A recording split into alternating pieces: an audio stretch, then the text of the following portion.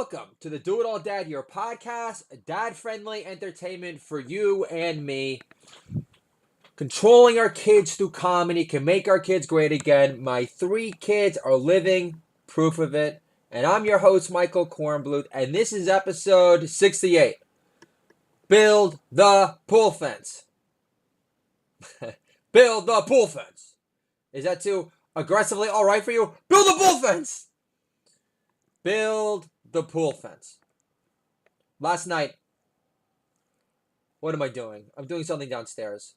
Reading New York Post on my smartphone, and then all of a sudden, my kids come downstairs with the most devilish, I wouldn't call it a devilish grin, but it was a grin that screamed, we discovered something excessively naughty that should not have been within our reach.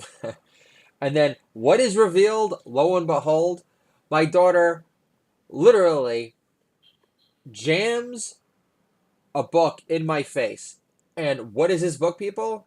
It is a pocket-sized version of the holiest of holies, the Hindu book of love, the Sutra. And then, without missing a beat, my daughter says, "Daddy, this book is excessively sexual."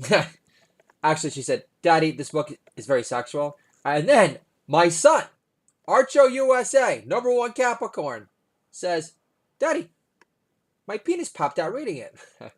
You can't beat that opener. If that isn't a gift from the comedy gods, I don't know what is. This morning I said, "So, Arthur, Matilda, at least tell Daddy that the Kama Sutra was on the top shelf of Daddy's office space area." And then Arthur says, "No, it was in the middle."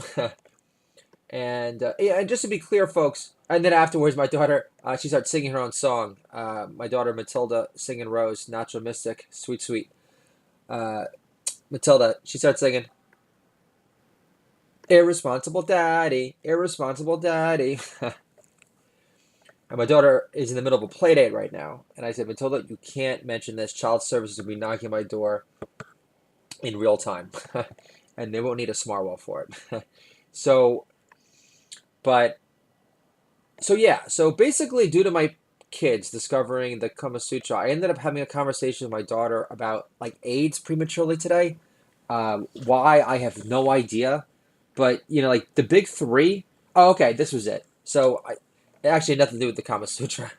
My son Samuel insisted that he hop in the car today so he could go on the drive with us, and he was being very whimpery. Sometimes he's whimpery, but the majority of the time is great. He's being whimpery. And I said, "Samuel, enough with the whimpering. You're a bigger buzzkill than the advent of AIDS." And then I have to explain what AIDS is to my daughter. And then, of course, in New York, this week, they just passed a law that makes it kosher by law to exterminate, murder, expunge, eliminate, discard, de-life, whatever word you want to use, of a newborn in the 3rd trimester. So I'm explaining this to my daughter. I always love to get her perspective. I go, "So Matilda, would you qualify that as murder? Or would you qualify that as mere garbage detail?" She's like, "Yeah, it's murder, Daddy." So when we live in New York, I really like the concept of Florida. So, but I still have Georgia on my mind. I am so geographically impaired. I literally had to look on a American flag placemat last night to realize that Georgia is literally right by Florida. And again, my boy Paul Stonix, he said, "Michael, you got to come down here, okay?" He said that Atlanta is the Hollywood of the South. So here we go. So my friend Jay, Master Jay, he's going to be in the Super Bowl this year. So I'm very happy for him. He's worked hard. He's a hustler. Went into business on his own. Most people don't have the balls to do that. And he's had his own issues with his dad. And his daughter's a really great basketball player. And on top of that, he has a son as well. I don't see him. I haven't seen him since my wedding, so it's been a very long time. But now he's rubbing elbows with the son of the owner of the LA Lakers, and he's able to send his kids to nice private schools, and he's able to talk shop with Shaquille O'Neal and Baron Davis and all these cool people. So, and he's going to, and he is a A Rams fan. My only beef with my friend Jay is that with LA, they're very, I'm not gonna call them wishy-washy, but they tend to latch themselves onto the success of like any team. Which a New Yorker like myself is gonna resent a little bit because I've just really my first love has always been the Knicks, which is an arranged marriage with my dad. Yet I'll never have a ring to show for it, and we've consistently sucked forever. And meanwhile, Jay, this isn't a jealousy thing; it's just a factual thing. And I'm just this is also me. This is me pointing out what annoys me about Jay. It's really the only thing that really annoys me is that all of a sudden we're boys, we're very good friends, we're living in Sherman Oaks, we used to do karaoke together at the bar and everything, and then all of a sudden, he becomes a Clippers fan once they sign the Native American Indian guy that could jump over a Kia. Yeah, so that was a tad annoying, but because he was always such a diehard Laker fan, and I don't understand how you could like split your allegiance, like the both teams. So a native New Yorker just like can't compute that. It's like, okay, you got Jet fans and you got annoying Yentas, and then you have just nasal sounding like Guido. Everyone sounds like a Guido basically from Long Island. Okay, and Guidos don't really get the credit for really being the early adopters of like the metrosexual revolution. Just a little quick segue, but yeah, everyone from Long Island sounds like a Guido. All right, like Billy Joe maybe sound like a tad area that we talked about his songs, but they all sound like Guidos. And which is fine, everything, but the worst part is like the nerdy sounding Guidos that call WFAN and like ruin the entire experience because they just complain about how awful the Mets and Jets are, and uh, that sucks. But like those people, my point being, those people would never just like switch allegiance. Like all of a sudden, if Jersey City got like a new baseball team, which wouldn't happen, but or if Newark got one, Cory Booker led the charge on that. So I want a social justice embedded baseball team. It's not the Yankees who play in the house that gentrification built, which is liberal talk for less colored, really, if you need to know. so, so we're talking about the Kama Sutra. I was talking about my friend Jay. I was talking about the Super Bowl. And what's his name? Who's playing there? Uh, Maroon 5. Yeah. So Maroon 5 is playing the Super Bowl. Pretty sure. And I'm pretty sure they haven't backed out yet, despite the cries of protest for Adam Levine and everyone to not play because they want to decide what fake news for Kaepernick, right? Good old fake news Fro, who thinks it's a great idea to pose in pictures looking carefree that are worrying the world with Linda Sarsour, the alleged moderate face of moderate Islam, who promotes genital mutilation. Hey, Colin Kaepernick, memo, okay? When you pose the pictures with Linda Sarsour, you might as well be wearing a mutilated clit on your fro, bro. Can I get a holla for some holla? And once again, for all you guys just tuning in just yet, now that the podcast picking up some steam, is that I call Colin Kaepernick fake news for because I've never seen a biracial afro that large before. Have you? I haven't. I've never seen a biracial afro that large before. Slash from Guns N' Roses, his attempt at it was a total flop, and then he got Lenny Kravitz.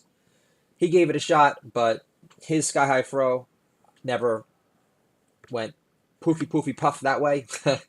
So that's all I got to say about fake news fro. I feel like I'm like yucking out my flow, like even like associating myself with them. But Adam Levine, one time I was playing Adam Levine, he has this great song called "Godin." It's on Slash's first solo album. It's fantastic, great album. Kid Rock's on it, Fergie. It's amazing. You're welcome. And a song called "Godin." And I played with my daughter one morning. I said, "What do you think?" And she says, and again, this Adam Levine song on a Slash album. Slash plays guitar, of course.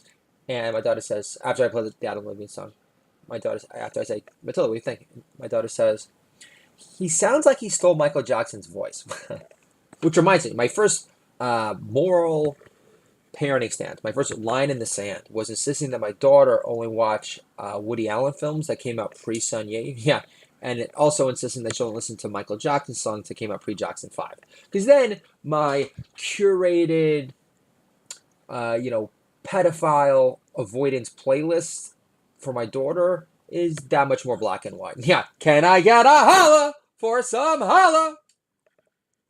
So my kids love the Fat video by Weird Al. Weird Al's he's written a couple of great child books too, which you should check out. When I Grow Up is the better one, and that's his first.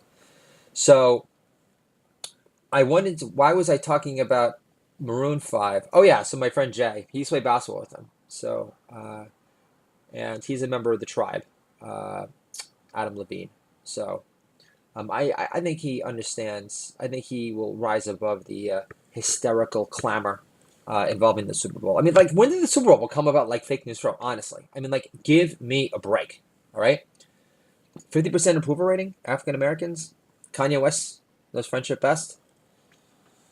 You know, Kaya, I'm Kaya for Kanye. I mean, like, give me a break. The it's just it's almost like ridiculous falsehood. The so but what did I want to say? I don't want to talk about that. I do want to talk about Bill the Pool Fence because I put together this piece, and originally I wanted to talk about arrogance. Because I read this like great quote from Sun Tzu where he says that, regardless of what like fine talent you have, he says stinginess and arrogance like removes all those fine qualities, all those fine talents from any sort of worthy consideration. I'm paraphrasing a bit, but that's basically the gist of it. And then I'm thinking to myself, because I know that I definitely, like, I could be arrogant, I could be insufferable, and stingy. Like, no one wants to be called stingy. And it just, it's not just, oh, I don't want to tip that bartender because, they never hooked me up with a free drink, or I don't want to tip, I don't want to give a generous tip to the barber because once again, for the 50 millionth fucking time, he asks me, babysitting today? Babysitting today? Hey, asshole. No offense. I know. I mean, I wish I could speak fucking Armenian, so like maybe this would like comprehend. This would be a little bit more understandable. But last time I checked, babysitters usually are accustomed to working like 4 hour nights, two on the couch, sleeping. So, but I appreciate your interest. So I was, God, I am all over the place. Definitely not on Adderall, that's for sure. And oh, so yeah, so we're talking about arrogance because my brother had a. I don't want to tell my brother. That's just going to be a buzzkill. Basically, it's about like my parents being apologists to my brother and then rewarding his bad behavior because I was pitching for my parents to fly him out to Arizona because I didn't want to be that stingy guy. So my point being is that you can be stingy with love, and my brother's given me he's done a lot of bad mouthing on my behalf. He's given me a lot of reason to really want nothing to do with him at all. But he's my brother, and I do love him, and I want the best for him. But and as a result, I was in a position where we're going to Arizona to visit my parents soon, and it's been like 2 years. I've been there in a long time, and so they have this like beautiful home in Arizona, and I was pushing for my brother to visit because he just got let go from a job, and I thought that it'd be great to get away from the Adderall. I mean, I mentioned Adderall. He was taking like 100 milligrams a day. That doesn't even. And I'm sorry, but like I can't really believe when you say, "Well, I don't do cocaine anymore because it depresses me." uh, I mean, like, where's he getting this bullshit from? Nancy Pelosi? Yeah, I mean, it's pathetic. So, I wanted to talk about how when you reward bad behavior, you create insufferable blowhards that really become intolerable. Like my brother, in many respects, all of a sudden make proclamations about liking LeBron James because they're into slave analogies that have no moral bearing in reality.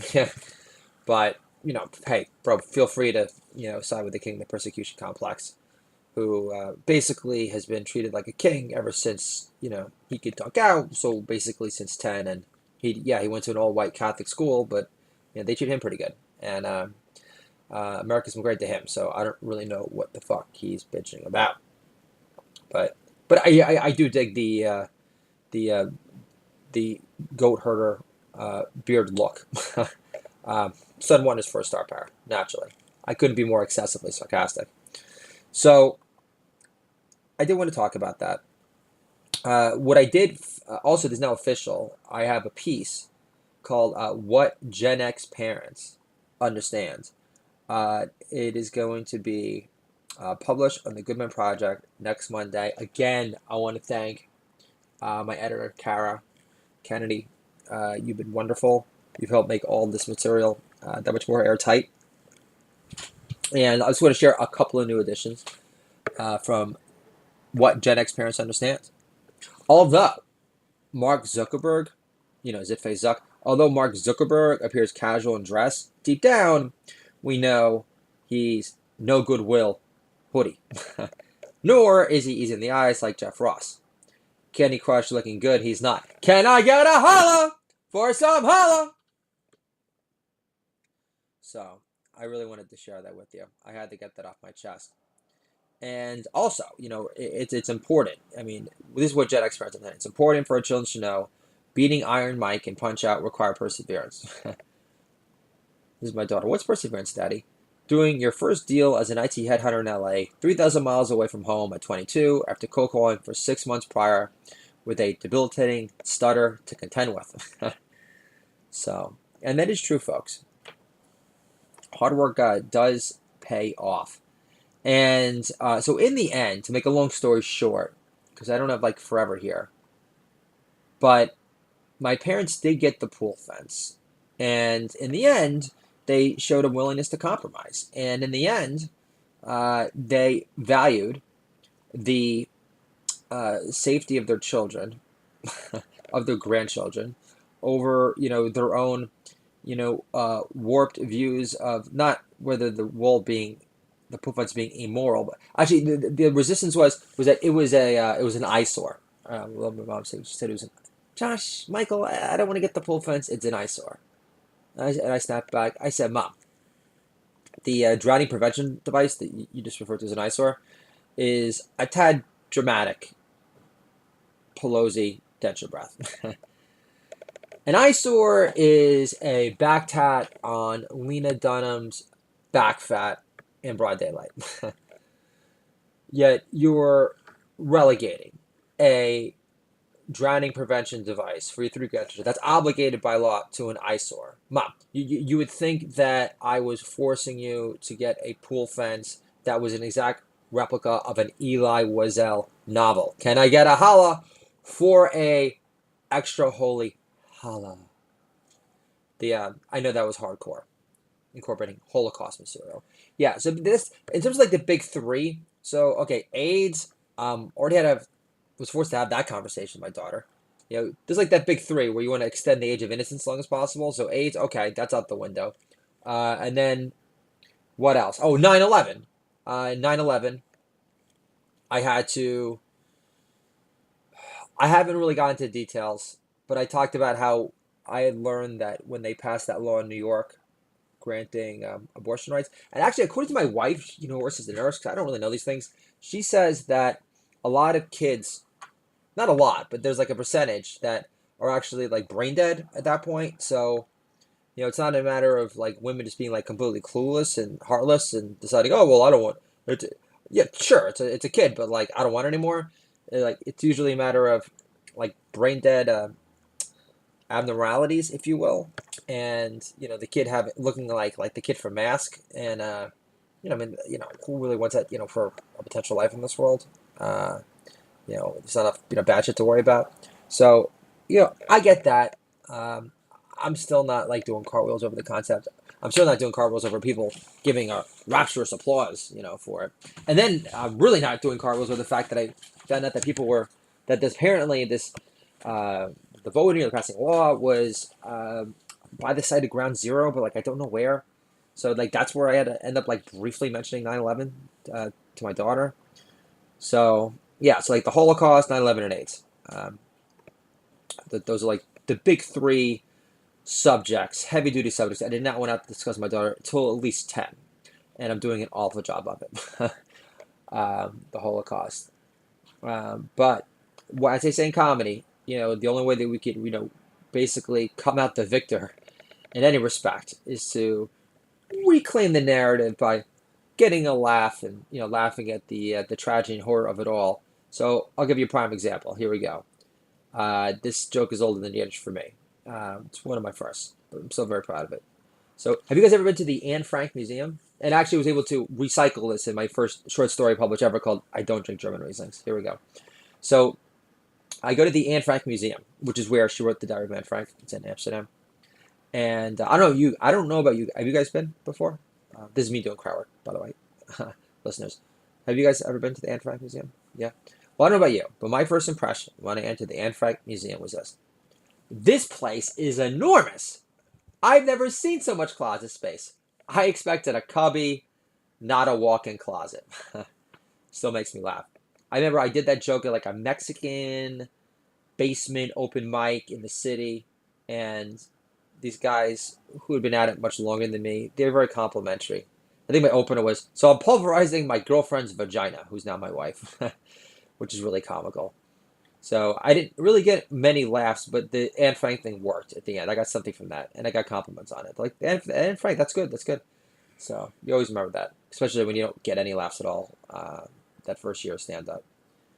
My first year of stand-up, I only remember one laugh where I was doing this act out where I said, I was doing the meow, meow, meow, meow, meow, meow, meow, and I think it was an anal sex joke. But that was it. Goonish ever since. Absolutely goonish. So in the end, my parents did get the pool fence, so that's nice. I'm assuming some caravan installed it for him because my dad's not installing himself because I am a useless handyman Jew because my dad didn't teach any of these things. Neither did his father, but so still not an excuse to you know assume ownership of being a father and teaching your son to change a tire. But I'm gonna have to learn that eventually because it's getting pretty old. Talking whenever I go to Home Depot, saying, "Well, Mom, I'm banned from my wife's toolbox," uh, and because she's the Gentile, and I have to feel effeminate every single time, and yeah, it's annoying, and self-deprecation doesn't work as much for me anymore. So we're gonna have to evolve past that, and we will. But you know, as far as this pool fence thing, it's a child safety thing, and just like it's a child safety thing for my kids, my American-made kids, and it's a child safety thing for American-made children here. That and obviously you have non-American made children that are also affected by lawlessness and criminal, violent, murdering scum that come into our country illegally and rape and murder. And we need child protection to prevent this from happening. And it's very easy to fix. So I'm just going to make a prayer to God that we, as a country, can at some point unite in the belief that the children are our future and we need to fucking protect them. And that's the main job of the government. And we can't protect them if our borders are open and if our cities are turned into sanctuary cities where we are encouraging lawlessness and violence and raping and pedophilia and sex trafficking when it's all fucking preventable in the first place. That's it. I'm done. This is Doodle Dad Your Podcast, the dad-friendly entertainment for you and me, controlling our kids through comedy, can make our kids great again, and a giant fucking pool fence along the border would help too. I'll talk to you guys soon. Have a great weekend.